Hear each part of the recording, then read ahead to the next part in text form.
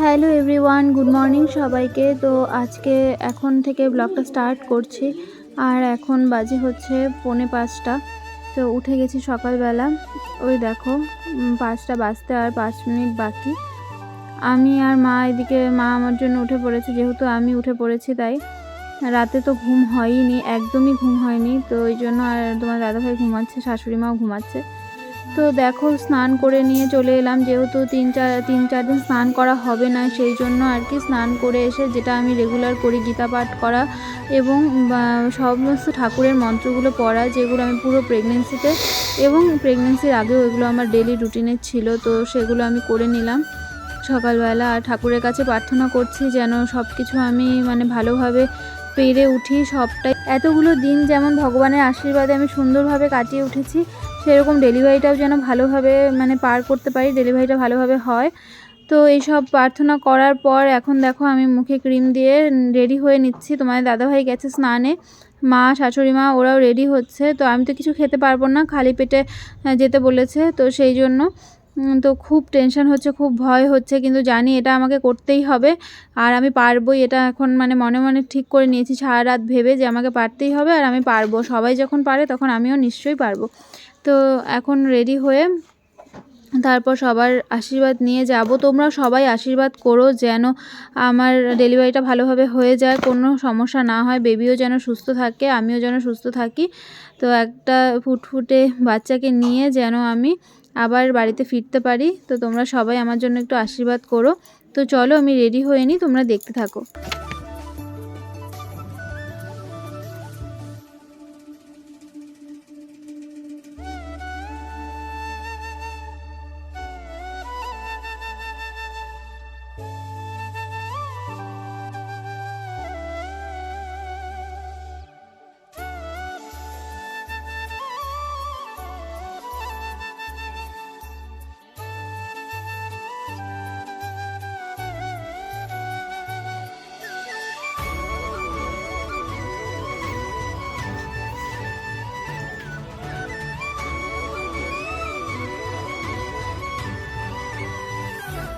এখন আমি নাইটিটা চেঞ্জ করে যেটা পরে যাব সেই ড্রেসটা পরে নেব। আর এখানে আমি কথা বলেছিলাম কিন্তু কেন জানি না ভয়েসটা ওঠেনি। আর পুচকুকে দেখছিলাম আমার পেটের মধ্যে, আজকে আমার পেটের মধ্যে থাকা শেষ হচ্ছে, ও আমার চোখের সামনে চলে আসবে।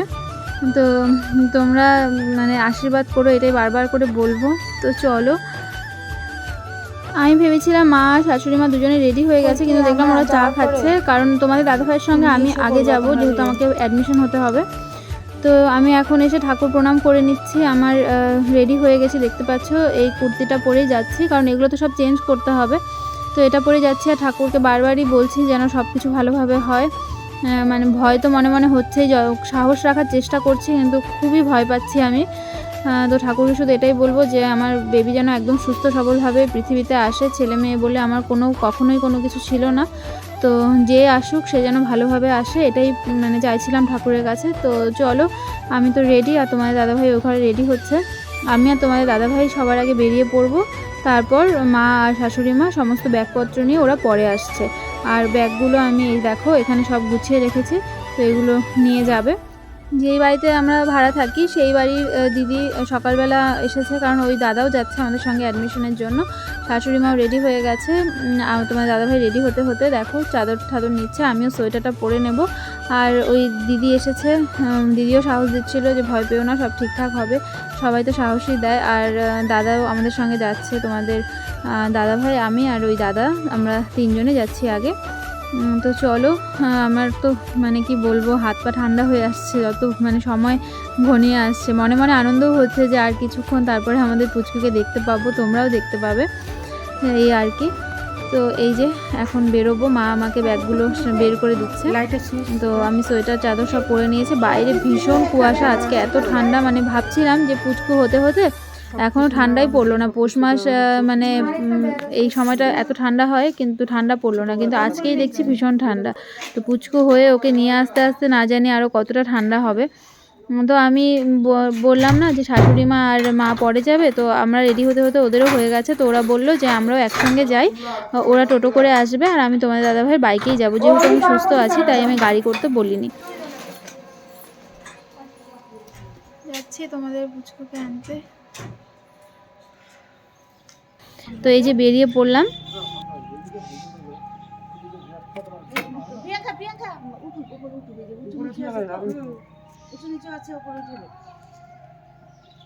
তোমরা অ্যাডমিশনের কাজগুলো করতে থাকো, কাকিমারা আসো।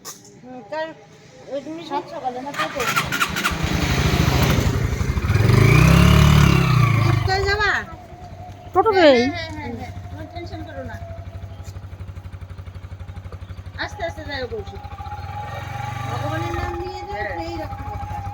পৌঁছে গেছি হসপিটালে, আর তোমাদের দাদাভাই সব ফর্মালিটিগুলো কমপ্লিট করছে। তো 6টায় আসতে বলেছিল, 6:15 বেজে গেছিলো, তাই আমার আগে আরও একজন অ্যাডমিশন হয়ে গেছে। তো যাই হোক, এখন দেখো আমাকে নিয়ে এসেছে মনিটরিং রুমে। চলে এসেছি এখানে। আমার মানে সিজারের আগে যা যা প্রসিডিওর সেগুলো হবে। প্রসিডিওর বলতে চ্যানেল করা, তারপর ক্যাথিটার লাগানো, এসব হবে আর কি। তো জানি না, তখন আর আমার মাথা না পুরো ব্ল্যাঙ্ক হয়ে গেছিলো, আর কিছু মনে হচ্ছিল না। তো আমাকে বেডে তুলে দিয়েছে, আর ওই যে পাশে মহিলা দেখতে পাচ্ছ, ওনাকে আমার আগে অ্যাডমিশন করা হয়েছে। তো আমি মানে এখন আর আমার মাথা কিছু কাজ করছিল না যে আমার সাথে কি হতে চলেছে বা কি হবে, আর ভয়গুলো মানে সব কিছু যেন কেমন হয়ে গেছিলো। তো যাই হোক, চলো বাকি কাজগুলো হোক। তো সুযোগ পেলে আমি আবার ক্যামেরা করার চেষ্টা করব। কিন্তু দেখো আমি এখানে বসে আছি, এখনও কিছু হয়নি। শুধু কানের গলার এসব যা যা ছিল সব খুলে নিল, আংটি ফাংটি সব খুলে নিয়েছে, কারণ কোনো অর্নামেন্টস রাখা যাবে না। তো ওই যে জেলকো হবে আর ওই ক্যাথেটার লাগাবে, সব নিয়ে চলে এসেছে, আর মা এখানে দাঁড়িয়ে আছে। এই দেখো, এখন হচ্ছে অনেকক্ষণ পরে আমি ভিডিওটা অন করতে পেরেছি। তো এখন আমার চ্যানেল করা হয়ে গেছে, ক্যাথেটার লাগানো হয়ে গেছে, আমি শুয়ে আছি। এরপরে এক এক করে মানে ওটির জন্য সিরিয়াল নাম্বার আমার 5, তো 5 নম্বরে আমাকে ডাকবে আর কি। এখন 1 চলছে। তো উঠে বসেছি, অনেকক্ষণ শুয়েছিলাম, আর চুলগুলো আমাকে বেঁধে দিয়েছে, আর বোন এসেছে আমার সঙ্গে দেখা করতে। ক্যাথেটার লাগানোর জন্য উঠে বসতে খুবই অসুবিধা হচ্ছিল। তো আর এখন অপেক্ষা কিছুক্ষণের, তারপরে তোমাদের পুতুসোনাকে দেখতে পাবো। তো তোমরা সবাই আমার পাশে থেকো, আর আমাদের জন্য একটু প্রে করো।